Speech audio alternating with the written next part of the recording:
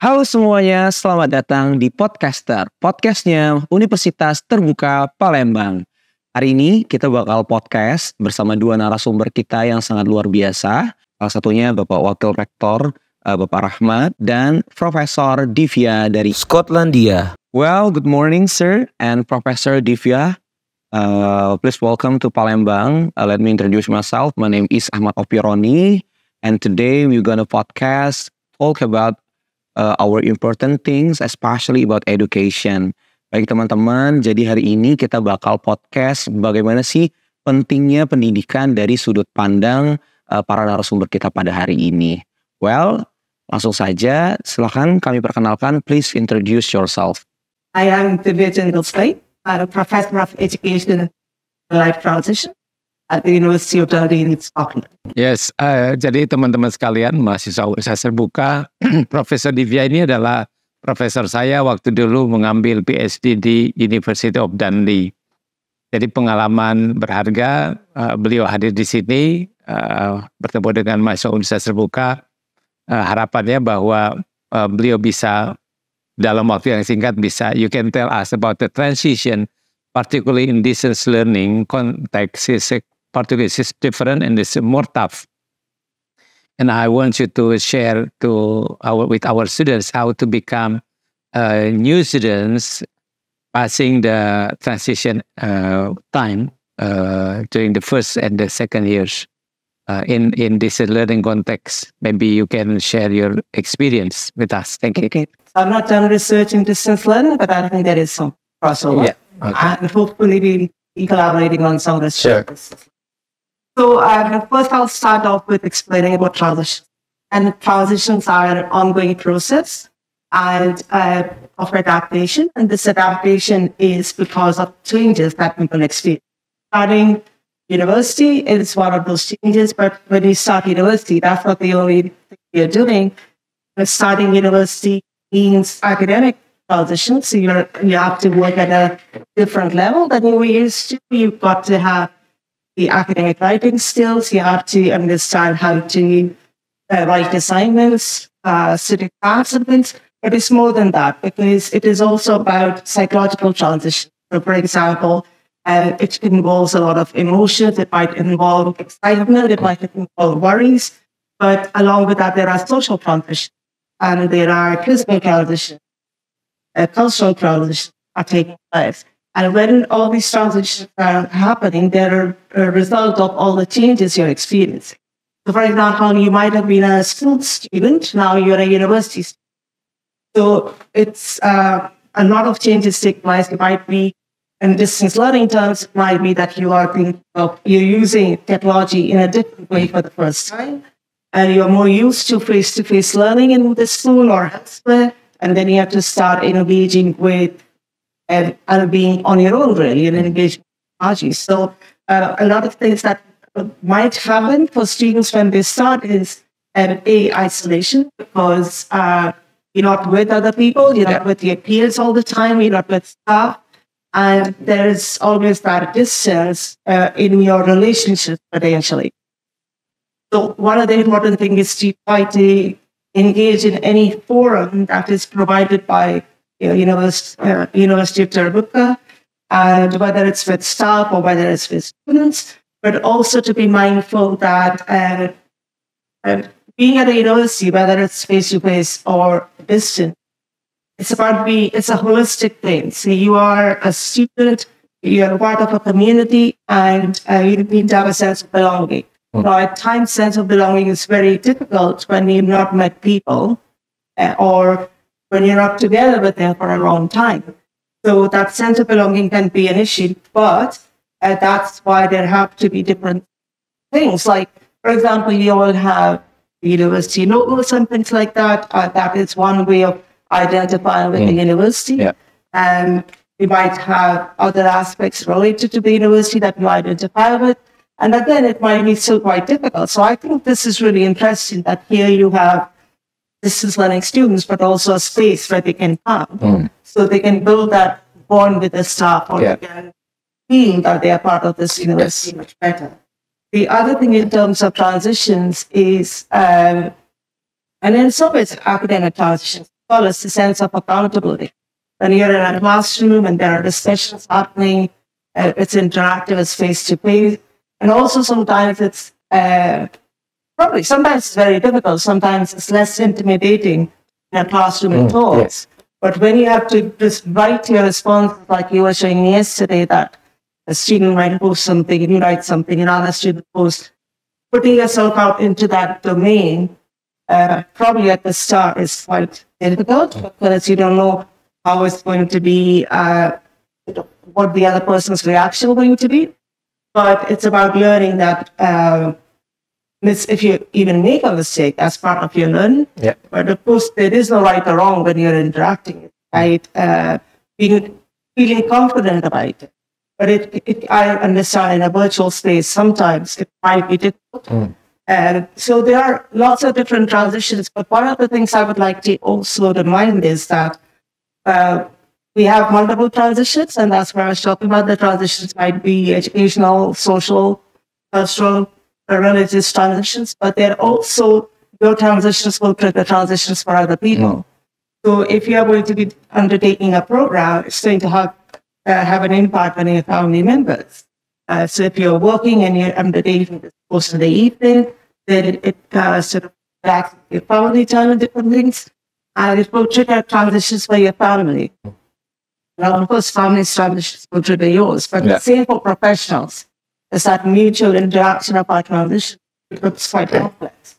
But I think transitions are positive, and we are controlling them in a way. We are going to choose to do a program, therefore you have the autonomy to choose that program.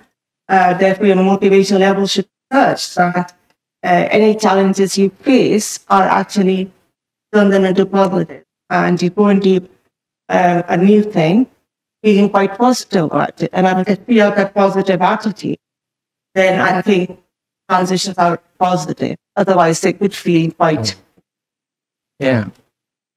Oke, teman-teman mahasiswa baru, khususnya mahasiswa baru yang biasanya bahwa berdasarkan berdasarkan beberapa research yang saya pelajari bahwa semester pertama dan semester kedua di dalam pendidikan jarak jauh itu adalah masa-masa kritis, di mana teman-teman mahasiswa baru biasanya belum memiliki kesiapan mental untuk kuliah di perguruan tinggi jarak jauh. Jadi adanya PKBJJ, workshop tugas sama klinik ujian, itu adalah salah satu bekal bagi teman-teman semua untuk mempersiapkan diri kuliah di pendidikan jarak jauh. Nah, teman-teman sekalian, jangan berhenti untuk sekedar ikut PKBJJ, workshop tugas, dan klinik ujian. Tapi teman-teman juga harus mencari literatur bagaimana cara meningkatkan kesiapan diri untuk belajar pendidikan jarak jauh. Sehingga teman-teman memiliki kesiapan untuk kuliah, bagaimana caranya mengelola pembelajaran secara mandiri. Ingat, saya ingin menggarisbawahi bahwa pembelajaran mandiri, independent learners itu bukan belajar sendiri, ya. Autonomis atau pembelajaran mandiri itu bukan belajar sendirian, tapi belajar yang diinisiasi, dimanage oleh sendiri. You manage yourself, your time, your schedule. It does not mean that you are alone. Ya, bentuklah komunitas dengan teman-teman satu angkatan, teman-teman satu jurusan, teman-teman dengan satu wilayah. Dan usahakan bertemu secara virtual kalau memang tatap muka sulit, sehingga teman-teman bisa berbagi keluh kesah, ya, mental readiness, apa bisa ada masalah-masalah bisa dikomunikasikan bersama teman-teman. Dan teman-teman sekalian, staff UT di Palembang, our staff here at Universitas Terbuka Palembang will be ready to help you menjalani kuliah di Universitas Terbuka. I think for the last session, I would like to ask you to inspire our students or the prospective students about the importance of education.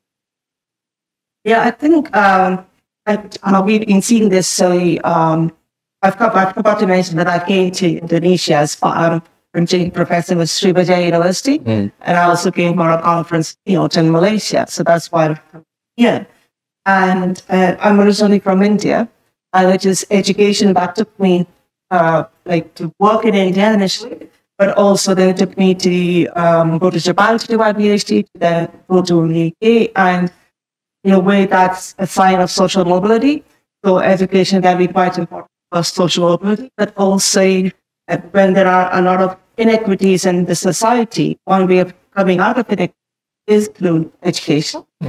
And also, I think education is a great equalizer because, I said, wherever in the world you are, education is where everybody is at an equal level and we can move forward. And to me, education is something that I can't stop learning or stop studying or things like that because it's that quest for learning that is quite satisfying in itself, but it is also what is really important for your self-development, but also your career prospects, as well as for your family and your children. So you're sort of like becoming a role model or inspiring your children as well. So I think education is what helps us in lots of different ways. And I started studying at the age of 3. I went to school at the age of 3, and I haven't still not stopped studying or learning because once you are part of education, you're undertaking learning through that. I think you just grow so much, you develop so much that you didn't study or you didn't learn. I'm going to go broader than education in terms of studying to learning. And learning is part and parcel of what we do every day. Yeah. And it's your own growth. It's the growth of your family, growth and development, it's the growth and development of your community, society, the country. All is, I think, always dependent on every individual's education, every individual studying. And I think what I'm seeing, for example, in Indonesia, there are so many good initiatives to support young people and people in employment to be able to study. I've been really impressed by that. Thank you. The value placed on education and how it's being taken forward. So yes, so I think personally, I wouldn't be where I am in my life unless if it hadn't been for education. Okay, good. Ya, oke. Jadi teman-teman sekalian, mudah-mudahan apa yang disampaikan Prof. Divya barusan bisa menginspirasi teman-teman sekalian. Jadi jangan ada halangan, misalnya tinggalnya jauh di pedesaan. Terjauh mungkin, kalau terjauh di Sumatera Selatan ini dari mana? Di daerah Musirawas, Pak. Musirawas misalnya, jauh sekali untuk apa kuliah. Jadi tadi Prof. Divya sudah menjelaskan, dan saya juga menambahkan sedikit bahwa saya I grew up in a small village far away from the city, and due to education I've been traveling to more than 15 countries. Ya. Saya sudah bepergian mengunjungi lebih dari 15 negara, bahkan some of them I visited more than once. This is true because of education. Ya, kalau bukan karena pendidikan, saya tidak akan bepergian ke negara-negara lain. And I did not spend my own money. Ya, jadi saya tidak menggunakan uang pribadi saya. Tapi saya diberi ongkos, diberi uang jajan gitu ya. So in this occasion, I would like to inspire all people from Sumatera Selatan and also new students, particularly new students, to catch your cita-cita, ya, your aspiration. Marilah kita jadikan masa depan itu lebih baik melalui pendidikan, melalui Universitas Terbuka tentunya. I think it is for me. Oke, baik teman-teman, tadi udah disampaikan juga oleh Prof. Divya dan Pak Warek juga bahwa memang pendidikan begitu penting dan tidak ada kata untuk tidak bisa ke perguruan tinggi ya Pak ya sekarang ya. Apalagi betul UT dengan long life learning juga sama dengan yang disampaikan tadi bahwa kita menjangkau semua yang ada di daerah. Jadi tidak ada lagi sekarang hambatan, tidak ada universitas di daerahnya karena UT kita bisa belajar jarak jauh. Dan tadi juga bisa disampaikan untuk teman-teman yang kesulitan, teman-teman bisa datang ke kantor UPBJJ dan akan tetap dilayani sehingga menjadi mahasiswa sama saja seperti mahasiswa lainnya. Seperti satu lagi dari Prof. Divya, boleh? Want to say something? Just going to say that because you're starting university, one of the most important things to remember, and it might be the reason you are here, but it might be something to think about, is the passion for learning. And if you've got that passion for learning, you're going to enjoy the program. Yeah. And so we think about it, we sort of like it's about loving learning. And to me, that's the biggest fashion and the biggest positive thing is that we can learn. And therefore, don't forget that. It's not only about assignments, it's about learning from every interaction now with the university. Oke, thank you so much. Baik, terima kasih juga Pak Rek. Teman-teman sekalian, semoga di video kali ini dapat menginspirasi teman-teman sekalian. Masuk juga informasi yang tadi disampaikan dari Prof. Divya langsung dari. Baik, mungkin itu saja. Kita sampai jumpa di video selanjutnya. Sampai jumpa di podcastnya Universitas Terbuka. Bye.